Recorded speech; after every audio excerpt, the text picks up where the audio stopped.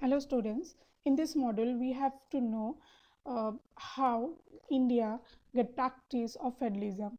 In the previous module you all learned about the federalism, its features, the threefold distribution of power. In this module we have to learn that how in India the federalism that was practices, and we have to know this process through three provisions. Now before we go through with that, let's take some introductory. That you all know that constitutional provision are very much necessary for the success of federalism, but is this are sufficient for creating or implementing the constitution of federalism?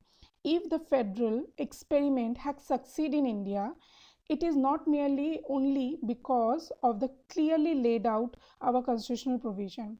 The real success of the federalism in India can be attributed to the nature of the democratic politics in our country. And you all know that for ensuring the spirit of federalism in this diversified country, or the desire for living together may become a shared ideal in our country. So let us look at some of the major ways in which we can say that we can uh, as a Indian can practices these provisions and can succeed for implementing the federalism. Now I'm going to teach you about the how federalism practices in India with some major ways. Let's go to our next slide where we know about the major ways for practicing federalism, for implementing federalism from the independence till now. So let's we start. Now, how is federalism practiced in India?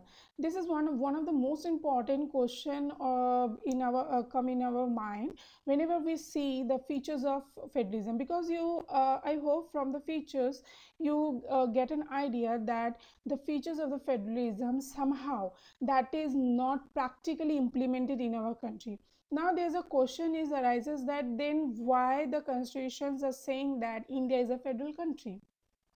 Now one thing which I want to share with you, that somehow the India are in a split it is federal, but in a some area it is work as a unitary. Now why I'm saying this statement is that in federal, that is clearly said that the government have to be divided its power with its level equally, and every level of the government they have their own jurisdiction, they have their autonomy, they have their financial autonomy, they have their administrative autonomy. But if you go through with the situation in our society, you find out that somehow the features of the federalism that is not implemented during the time of making laws, during the time of any crisis, during a time of any emergencies, or in any time. Somehow sometimes the central government they are strict, they are bounded their powers, they are somehow are pressurizing the states, and somehow the state also are pressurizing the local government with their power. So for that reason I'm saying that sometime we are in a spirit of in the spirit we are following federalism, but in practically somehow we are using the unitary one. So now we have to know that after the independence till now, what are the major ways that we have to practice so that the federalism features that will be implemented in our country. The first one is the linguistic state. Linguistic means the language one, so the state which based on the language. Second one is language policy, giving freedom to speak in any language. And the last one is the central state relationship. So by these three major ways we say that we can practices, we can implement the federalism in India. Except this 3 1, there's a one more major ways which is very much important, which I providing you in our next video, that is the decentralization, because that is a very vast topic and we have to be learn it that in a separate area. So in this module we have to know only that these three major ways, that is linguistic state, language policy, and the central state relation, which we go one by one. So let's start with our first major ways, that is linguistic state. Now the word, from the word linguistic, I hope you all one thing came to your mind, that linguistic, you know, the language. So language states. Now what that means of the language state? See, whenever after just the independence, when they wanted to make the constitution, that time they one of the biggest challenge in front of the people, or in front of the constituent assembly, that how to make a state, how to make a country in a in a unity, because you all know that our country is a diversified country. So for gathering that to accommodate all the diversities in a one plate, that is very much difficult. So it is the biggest challenge to how to shape the country just after the independence. So for that reason, if you see, if you look at the political map of India, when it begins its journey as a democratic country, that is in 1947, you find out that from that in 1947 political map and in today's political map, there's a lots of changes we get. You will surprised by extent of the changes. Why? Now, the creation of the linguistic state was the first, that is first and a major test for democratic politics in our country.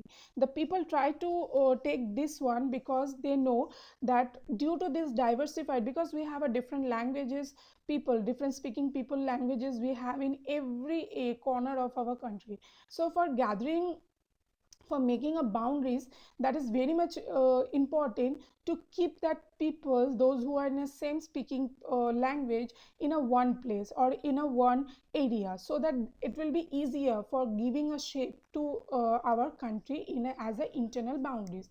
So this is the first step was taken after, just after the independence, that the state should be created according to the linguistic base. But if you see the political map of 47 to till now, you get lots of changes over there. Even you are surprised by seeing that many old states have vanished and many new states have created. Even boundaries, areas, name of the states, etc. have been changed. So I hope to clear it, that you should go to comparing your the map of the of 1947 and the today's map. You get lots of changes. You surprised by that. In 1947, boundaries of several old states of India were changed in order to create new in the basis of who spoke the same language. If I'm giving one example, that during your birth period, if you see that previously we don't have Chhattisgarh, we don't have Jharkhand, we don't have Telangana. The that is we don't have these three states that is coming out from the Bihar, Madhya Pradesh, and Andhra Pradesh. So for that reason, you get to know, you get an idea that how the peoples are created the state according to its convenience. And during 1947, it is lots of changes again, because the old states name, their old states areas, their boundaries are not at all we find out right now. uh, for that reason, we are saying that in 1947 the boundaries of several old states of India were changed in order to create the new one. Not only that, why they are doing this, this was done only for ensuring that people who spoke the same language lived in the same area. But we cannot say that the states are created only on the basis of languages. Then if it is true, then we can say that Jharkhand should not be divided from the Bihar, Chhattisgarh should not be divided from the Madhya Pradesh, because you all know that almost these two state have its same language. But not only along with the basis of the speaking languages, there are some states which are created on the basis of same culture, their community ethnicity, their geographical features. So we are not saying that the state are divided only on the basis of language, but yes, of course, the states are divided with some basically the most of the states are divided on the basis of the language, but some states are also divided on the basis of culture, ethnic, geographical features like Nagaland, Jharkhand. But when they are making this kind of things, when this kind of statement, when the demand for the formation of state on the basis of language was raised, some national leaders, they are afraid that it would lead to the disintegration of the country. They always think about the matter of the unity. But as the days goes on and we created our state on the basis of the language, after the formation, it was experienced by the government or all the citizens that actually it makes our country more united in these diversified things. We people somehow we are very love to we are proud to our language, but during the time of any situation all our country make united. For that reason they are afraid, they are the governments or some leaders worriedness that is somehow it is not applicable. For that reason, it also created the administrative easier. Now, how the administrative easier? If our state is not divided according to the state wise, then it's not possible for one particular government, that is the central government, to look after each and every corner of the country. For that reason, due to the state division, the state have its own government, and that government take care of its own divisions according to their own convenience. And this is somehow our easiest for the administration, for the administrative to administrate its area. So this is the linguistic states. Linguistic. Now we have to know the language policy. Now somehow the linguistic states and language policy is sounds same, but it not the same. Linguistic state means the state which is divided according to the language, and language policy is to giving permission to speak in which languages. Now the India take the second stake for Indian Federation is the language policy. Our you all know that our constitution did not give any status of language, national language. If someone is asking that which is your national tongue or which is your national language of country, we cannot say that Hindi is our national Rashtriya Bhasha or national language, because Hindi is not our national language. It is only official language because our country are not believing in particular any language, particular any religion, particular to breaking any diversity. So our constitution did not give the status of the national language. Hindi was identified as the official language. Why? Now, because Hindi is a mother tongue of only about 40% of the Indians people. For that reason, they try to take it as a official language. Our not only Hindi, our constitution also protect our language, others language, by made them as a scheduled language of constitution. Beside Hindi, you get there are 21 other languages which is recognized as a scheduled language by the constitution. Means a candidate in any examination which is conducted by the central government can may operate to take examination in any of these 22 languages of country. States have its own official language also. Means as you know, we are living in our West Bengal, so whenever you go for any official work, you get English as an official language, you get Hindi as an official language, as well as you get Bengali as an official language, because you are live in your state, that is West Bengal. So it also change according to, if you live in Punjab, you get Punjabi as your official language. If you live in Assam, you get Assamese as a official language. So the basically the state also have its official language rather than English and Hindi.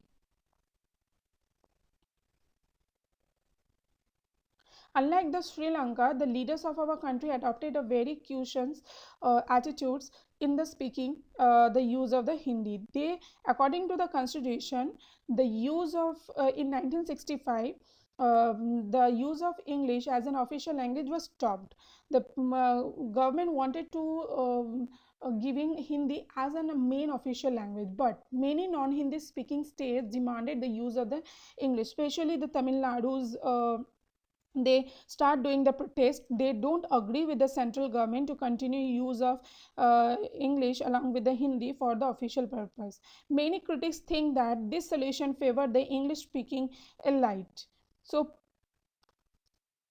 but after the protest was going on by the Tamil Nadu state again the English, the again the English was started to use as an official language along with the Hindi, because they are somehow they are succeed to to giving to fulfill their demands. Now we have English and Hindi as an official language along with one regional language and as an official of that state. The flexibility which is shown by the Indian political leaders is helped our country to avoid the kind of situation what you seen in the Sri Lanka, by forcing their official as an official language. So somehow the government tried to promote the Hindi, but that promotion does not mean that they are forcing to speak in a Hindi language only. They only promote it to of Hindi. So this is the language policy which create the federalism, where every state have its own area to make laws and to speak anything in in your own language. Now let's to go to the central state relation. This is a very important thing, because for restructuring the center state relation is one more way in which the federalism has been strengthened its practice. Now how the constitutional arrangement for sharing power work in reality depends to a large extent on the ruling parties and leaders following this arrangement. As after independence, for a long time the same political party they ruled both as a center and in most of the state. You all know that during the time of the independence or just after independence, there is only one political party, that is INC, Indian National Congress, and they are ruled out not only in the central government but also in their different states. But due to this government, the state government did not exercise their power as autonomous federal units, because when any government they are in the central government and they make the laws, and same government is we get in our state, so the states are somehow it's not working as what we get in the federal features. They are not able to increase because the central government had dominate, the central government had demanded, undermined that state government, so that the state government did not exercise their rights. But this situation all changed after 1990. After 1990, many religion political parties in many states that takes place, and it is increased. It is increased a lot. So for that reason, this was also called the beginning of the era of the coalition government at the center. Now, what is coalition government? Coalition government means when any big political party they are not getting the majority vote in the parliament, and for winning that battle, what they do, they inviting the small political parties and they colliding with each other and forming a big one, and they are running the government with a collaboration, and that is called coalition government, which happened in 1990. Since no single political party got a clear majority in the Lok Sabha, for that reason the major national parties they had to enter into some small alliance, small political parties, and they form a government at the center, and this led to a new culture of power sharing and respect for the autonomy of the state government. This trend was supported by major judgment of the Supreme Court, which made difficult for the central government to dismiss the state power. Previously, in 1990, when there is a no coalition government, the central government only they are misusing their power by undermining the state government. But after this 1990, the coalition government, some small political parties also have they get a power by collaborating with the bigger one, and right now there's a lots of regional parties are arise in so many states. So for now the central government and the state government they are come as from the different political parties. So due to the so many judgment of the Supreme Court, after the Supreme Court permission, many central government they are it's create difficulty to dismiss the autonomous power of the state government. Now the federal power sharing is more effective today than it was in the earlier years after the constitution came into force, because that time only one political parties are ruled, but right now we have a coalition government, we have a different religions political parties, we have a different parties which are seated in central and as well as state. So this we call that it is a central state relationship. One thing you keep in mind that if the center state relationship is good, then our country also run smoothly. But if the center state relationship is not working in a good manner, then somehow the difficulties faced by the state government as well as the other state which nearby state of that country of that state. So in this model, we have to know the three major ways of how by this way we created or we implemented federalism in a proper way by practicing this. In the next model, we have to know the decentralization part. So till that, please go through with your NCERT books. So and watch this video and make it clear yourself to understand that how federalism practices in India. Thank you.